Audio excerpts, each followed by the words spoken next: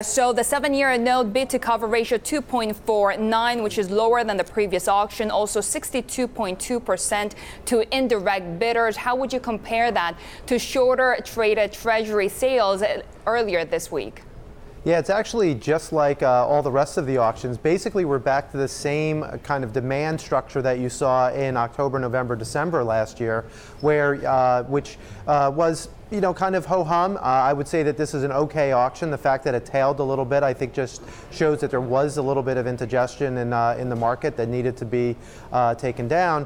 When you look at compared to January, that's not a good comparison really, because January we were in the midst of a higher volatility risk-off market, so you had significantly better auction results at the end of January.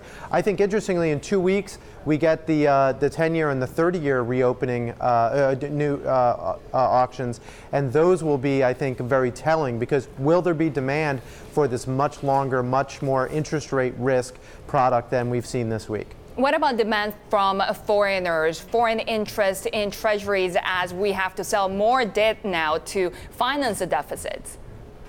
Well, I think a lot of foreign demand may come in when we have somewhat higher yields, which we do now. So, there's been, I don't want to call it rumors, but there has been some discussion that maybe some Asian buyers are coming into the Treasury market. It's hard to gauge that. Unfortunately, we don't get that data immediately. What's happened actually over the last several years is domestic investment asset managers have actually been the largest buyer of Treasuries. It hasn't been foreigners, at least not at auction.